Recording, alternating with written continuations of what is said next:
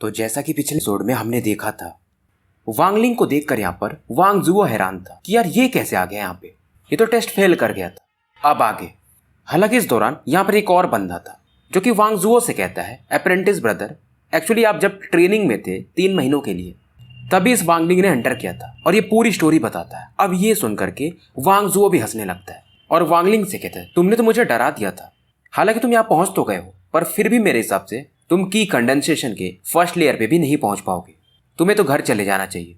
तब यहाँ पर एक लड़की थी जाऊ नाम की, वो बोलती है, अप्रेंटिस ब्रदर वांग, ठीक है माना कि टैलेंट बहुत इंपॉर्टेंट है, पर मेहनत सबसे ज़्यादा जरूरी है और विल पावर।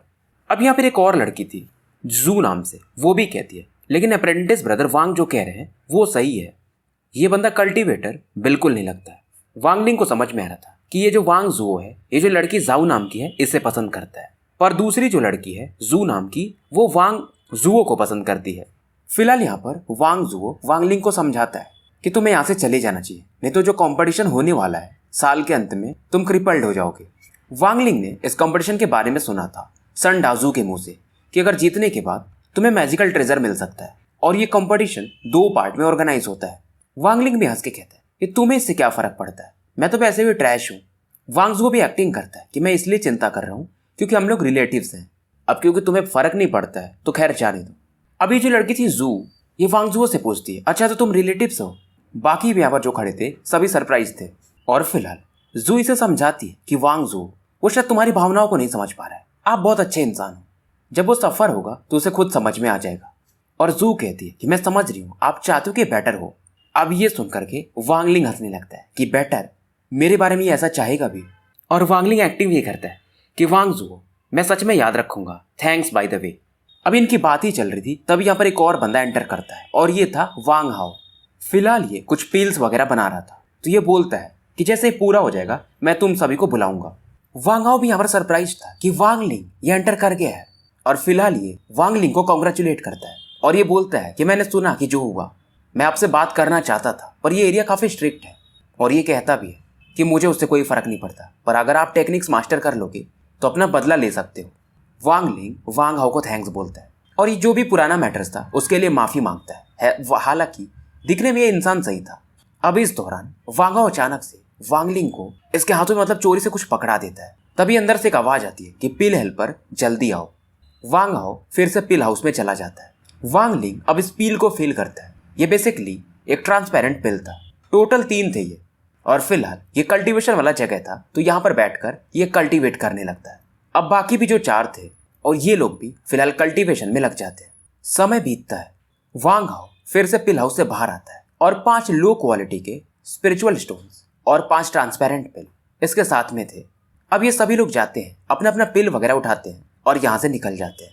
वांगलिंग तो पहले से ही खुश था क्योंकि वांगलिंग ये लास्ट में जाता है और इसे भी वो पिल मिलता है। साथ में वांग हाओ ने इसे पहले भी 3 पिल दिए थे जो कि बेसिकली की गैदरिंग पिल्स थे। वांगलिंग भी इधर अपने कमरे में वापस आ जाता है। अब इसने ये जो 3 गॉड्स लाए थे और वो स्टोन बीड, ये इनसे कुछ एक्सपेरिमेंट करने को सोच रहा था। और फिलहाल इसने जो गॉड्स में वो लिक्विड्स वगैरह इकट्ठा किए थे, पानी वगैरह, स्टोन बीड को इसके अंदर डाल देता है और फिलहाल ये कल्टीवेशन में लग जाता है। अब ये आधी रात में उठता है और देखता है कि जिस गॉड में इसने स्टोन बीड को रखा था उसके आधे लिक्विड को स्टोन बीड एब्जॉर्ब कर चुका था। और फिलहाल ये वो जो की गैदरिंग पिल इसे मिला था उसे खा करके फिर से कल्टीवेट करने लगता है।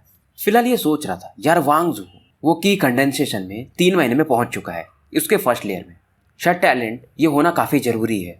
समय और बीतता है, वांगलिंग स्टोन बीड को देखता है। अब जिस गॉड में इसने रखा था उसका लगभग लिक्विड समाप्त हो चुका था, पर अभी तक वो जो 10th क्लाउड की ये बात सोच रहा था इस बीड पे बना नहीं था।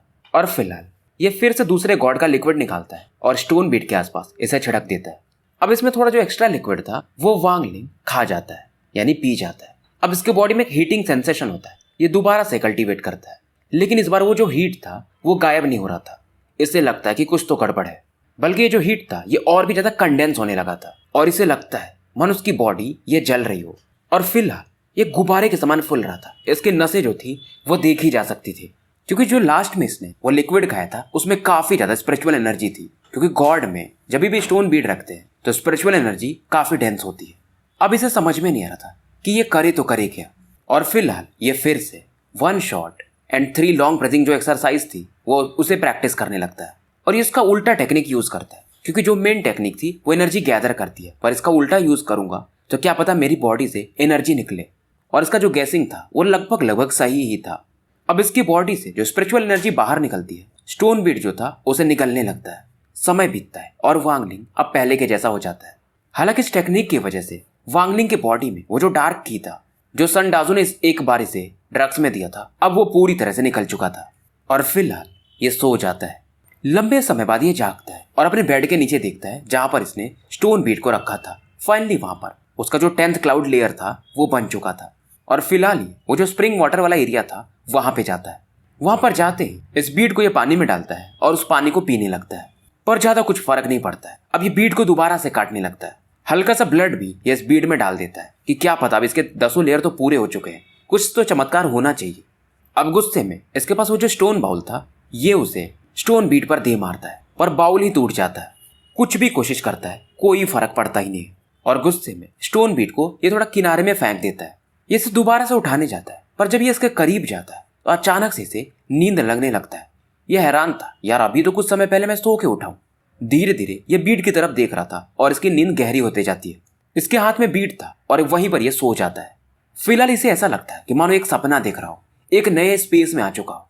तारे बिल्कुल भी नहीं थे यहाँ पर इसके आसपास कई सारे ऑब्जेक्ट्स चमक रहे थे।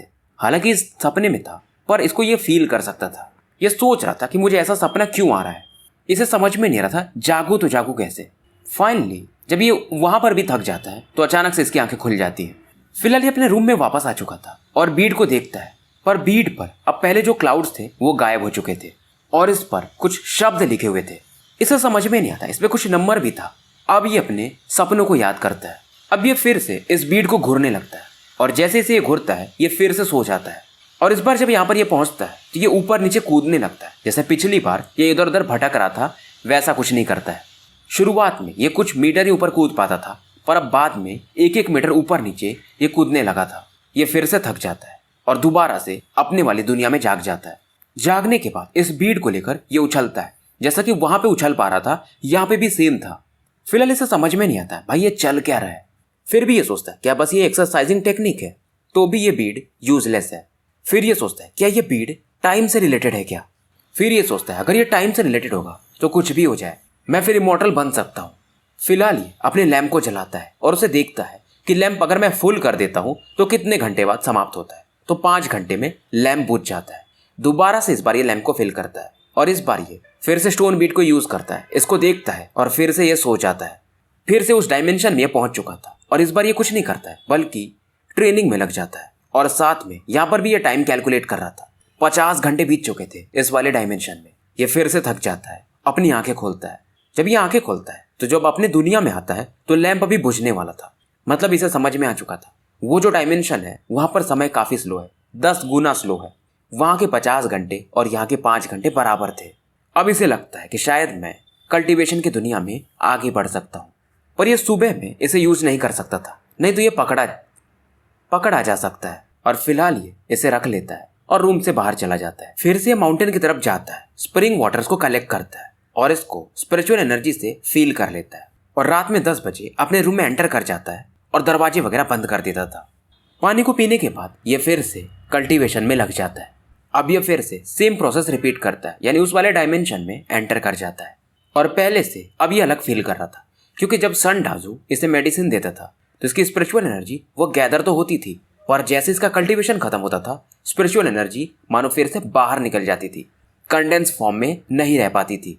पर इस बार अलग था। इस बार जब ये कल्टीवेट करता है तो हल्की सी स्पिरिचुअल एनर्जी इसकी बॉडी में रह जाती है। अब इसे भी कॉन्फिडेंस मिलता है कि शायद मैं इसे कंजर्व करके कि क्रिएशन के फर्स्ट लेवल में जा सकता हूँ, कंडेंसेशन के। और एक चीज वांगलिंग फील करता है, वो जो स्पेस था वहां पर इसे थोड़ा दम तो घुटता था, क्योंकि वो नेचुरल स्पेस नहीं है बल्कि एक ड्रीम स्पेस है। अब फिलहाल ये सोचता है कि ड्रीम स्पेस में कौन कौन सी चीजें अंदर लाई जा सकती है। जैसे कि कपड़े ये जो पहनता था वहां पर भी सेम दिखता था, पर स्टोरेज बैग वगैरह वो नहीं दिखते थे। फिलहाल ये यहाँ पर 50 घंटे तक खुद को ट्रेन करता है, यानी बाहर में 5 घंटे बीते थे। और एक चीज इसके मन में ये भी आता है कि बस ये 5 घंटे तक ही, यानी अंदर में 50 घंटे ही क्यों रह पाता है। और सुबह के टाइम में जब ये दोबारा इसके अंदर एंटर करना चाहता था, पर ऐसा ये कर नहीं पाता है। रात का समय आता है, ये फिर से इसकी तरफ देखता है और फिर से ड्रीम स्पेस में एंटर कर जाता है। बेसिकली रूल ऐसा था कि अगर आपने एक बार एंटर कर लिया तो उसके 5 घंटे तक आप एंटर नहीं कर सकते हो। धीरे धीरे इन मैटर्स को भी ये समझने लगा था। फिलहाल ये अपने साथ कुछ आइटम्स रखता है और ड्रीम स्पेस में एंटर करने को देखता है। और इस बार जब ये एंटर करता है तो इसके वो गॉड्स वगैरह वो सभी चीजें थी, इवन बाउल वगैरह भी। कपड़े तो थे ही, सॉरी वो 3 गॉड्स यानी जिसमें स्पिरिचुअल एनर्जी था और वो जो बैग था वो नहीं आ पाता है। तो इसे ये समझ में आता है कि कोई भी आइटम जिसके अंदर स्पिरिचुअल एनर्जी ना हो इसे यहाँ पर लाया जा सकता है। पर इसका एक ऑप्शन था जिसे ये शायद समझ चुका था कि कैसे स्पिरिचुअल एनर्जी को अंदर लाना है। ये फिर से माउंटेन जाता है और कई सारे गॉड्स पिक करके लाता है, क्योंकि बाकी जो गॉड्स थे उनमें स्पिरिचुअल एनर्जी थी तो उन्हें ये अंदर नहीं ला सकता था। पर ऐसे गॉड्स जिसमें स्पिरिचुअल एनर्जी नहीं है उन्हें तो ये अंदर ला ही सकता है। 5 घंटे और बीत जाते हैं और वांग लिंग इसमें फिर से एंटर करता है और इस बार इसने जो गॉड्स लाए थे वो इसके साथ अंदर आ जाते हैं। और इसमें इसने पानी रखा था और उसमें स्पिरिचुअल एनर्जी पहले से था, मतलब नेचुरल वाला, तो इन्हें यहाँ पर ला करके ये ड्रिंक कर सकता था। अब धीरे धीरे इसकी स्पिरिचुअल एनर्जी बढ़ना शुरू हो जाती है और फर्स्ट लेयर ऑफ की कंडेंसेशन के ये करीब पहुंच रहा था। समय बीतते जाता है और वांग लिंग ये लगातार कल्टीवेट कर रहा था इस ड्रीम स्पेस में, और 2 महीने निकल चुके थे। और इसके हिसाब से ड्रीम स्पेस में एक दिन में 3 बार एंटर किया जा सकता है और हर एक टाइम अंदर में मतलब 50 घंटे के बराबर होगा। बाहर की दुनिया में 2 महीने बीते थे, पर इसके हिसाब से अंदर में इसने सालों से ऊपर का कल्टीवेशन कर लिया था। और समय के साथ सन डाजू तो वांग लिंग को मानो भूल चुके थे, और सन डाजू को पता चले ये लड़का क्या कर रहा है तो गुस्से में शायद इसे ये मार भी दे। और आज के दिन तो जब वांग लिंग कल्टीवेट कर रहा था तो ये फील करता है कि इसकी बॉडी में स्पिरिचुअल एनर्जी मानो मूव कर रही हो, और वही चींटियों की झंझनाहट ये फील कर सकता था। थोड़े बहुत वो जो बैड लिक्विड्स होंगे वो भी अब निकलने लगते हैं। और फिलहाल जब ये दोबारा अपनी आंखें खोलता है तो काफी शांत था। ऐसा लगता था मानो अगर पानी की एक बूंद भी गिरे तो उसे ये फील कर सकता है। फिलहाल इसे अपने फैमिली की भी याद आती है, और अब तो ये जो गॉड इसने लाया था उसमें जो स्पिरिचुअल एनर्जी रहती है उसके मूवमेंट्स को भी फील कर सकता था, देख सकता था। फिलहाल ये की कंडेंसेशन के फर्स्ट लेयर में एंटर कर चुका था, और पहले स्टेज में होता भी यही है, आपके अंदर में जो भी टॉक्सिन्स रहेंगे वो बाहर निकल जाते हैं। फिलहाल ये बाहर आता है, दोपहर का समय था, और फिलहाल एक नदी के पास आकर के ये नहाने चला जाता है क्योंकि बॉडी इसका काफी मैला हो चुका था।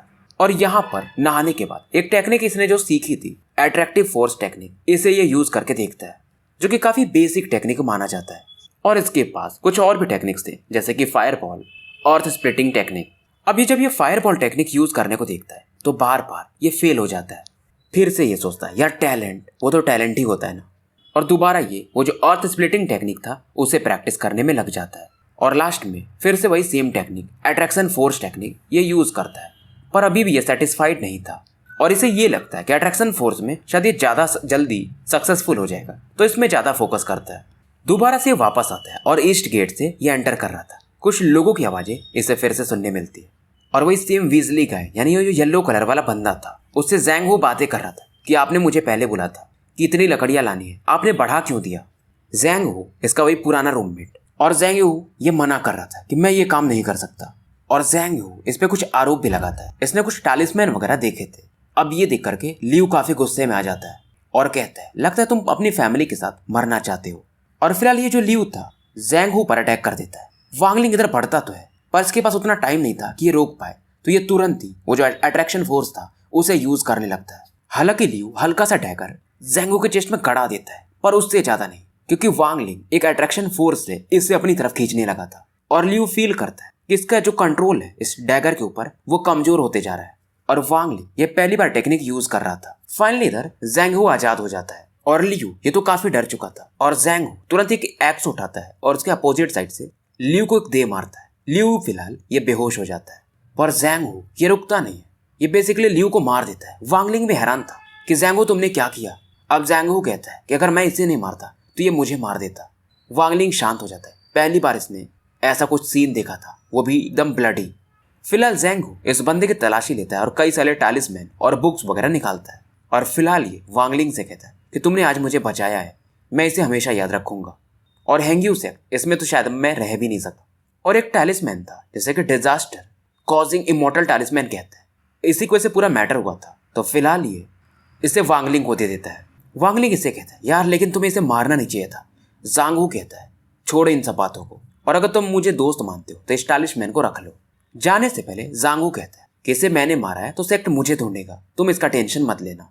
वांगलिंग भी अब देख रहा था इस टालिस्मैन को कि इसकी वजह से इतना मैटर हुआ है, क्योंकि ये टालिस्मैन ये फील करता है कि इसमें जो स्पिरिचुअल एनर्जी थी नॉर्मल से ज्यादा थी, और एक डेंजर भी ये फील करता है। इतना तो इसे समझ में आ चुका था, ये जो भी चीज है एक ट्रेजर है।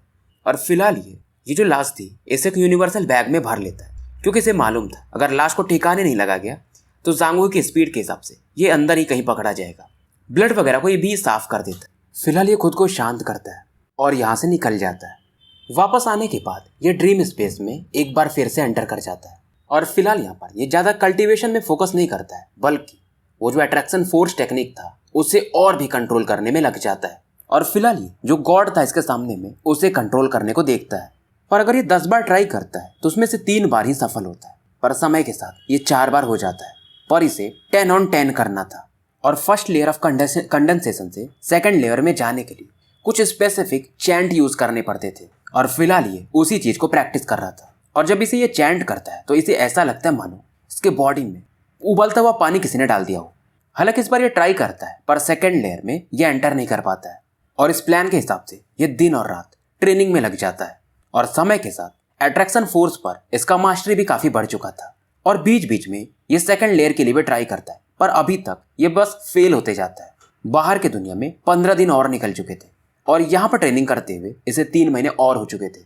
ये फिर से एक बार थक जाता है, और जैसे ये ट्रेनिंग में जाने वाला था तभी इसे कोल्ड वॉइस सुनाई देती है कि अप्रेंटिस ब्रदर वांग बाहर आओ। और यह आवाज फैमिलियर थी, और सामने में से जब ये दरवाजा खोल के जाता है तो एक 27 से 28 साल का यंग बॉय दिखाई देता है ब्लैक कपड़ों में। ये वही बंदा था जो कि वांग लिंग को, वांग जुओ और वांग हाओ को लेकर हैंग्यू सेक्ट में आया था, और वही बंदा था जब एक बार ये कूदा था, मतलब शेर की वजह से गिर गया था, तो ये इसी बंदे ने इसके फादर को लेकर आया था। पर उस समय ये सफेद कपड़े पहनता था, और फिलहाल ये काले कपड़े पहन के रखा था, यानी कि इसका लेवल बढ़ चुका है। तो स्टोरी को यहीं पे समाप्त करते हैं और मिलते हैं फिर कल एक नए वीडियो के साथ।